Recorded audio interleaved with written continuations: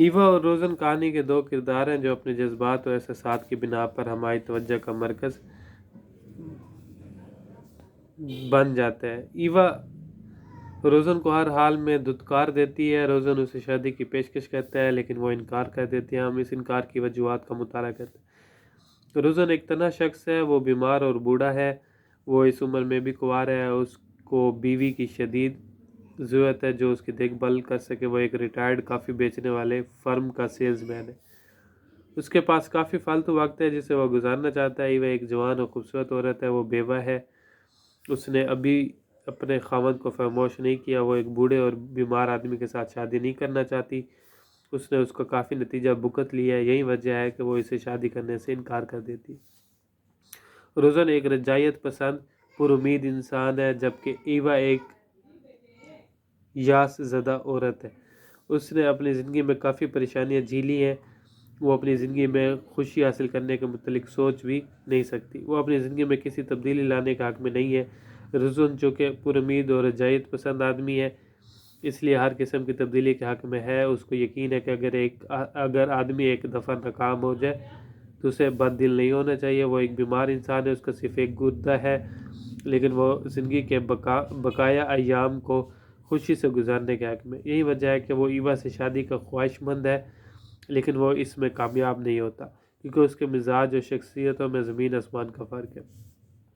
ان کے درمیان کشیدگی کی ایک وجہ اور بھی ہے۔ روزن بوڑھا اور کمزور ہے، جبکہ ایوا جوان اور خوبصورت ہے۔ وہ بیمار لوگوں سے تنگ آ چکی ہے، اس کا مرحوم خاوند بیمار اور کمزور تھا، وہ جوان طاقت اور پرکشش شخص کو اپنا خاوند بنا سکتی ہے۔ روزن کا چہرہ پرکشش نہیں ہے، مزید یہ کہ بوڑھا ہے اور بیمار ہے، اس وجہ سے وہ اسے رد کر دیتی ہے۔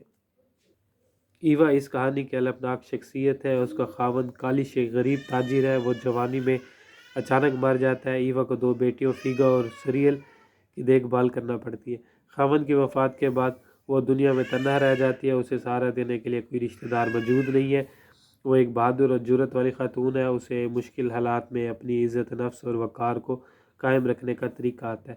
وہ دنیا میں تنہا ہے اور وہ مالی بحران کا شکار ہے، لیکن وہ روزن سے مالی امداد کی پیشکش کو قبول نہیں کرتی۔ وہ ہر وقت زندگیوں کی سختیوں کو جھیلنے کے لیے تیار رہتی ہے۔ روزن اسے محبت کرتا ہے اور وہ اس سے محبت کے پردے میں اس سے شادی کرنا چاہتی ہے اور اس کی شادی کی درخواست کو رد کرتی ہے۔ وہ اس کی کسی نصیحت پر دھیان نہیں دیتی، وہ ایک فولادی عزم والی عورت ہے، وہ حالات کے سامنے شکست کھانے سے انکار کرتی ہے۔ وہ اپنا سٹور چلاتی ہے، وہ بڑی محنتی ہے، وہ اپنے سٹور کی صفائی خود ٹیشو پیپر کے ساتھ کرتی ہے۔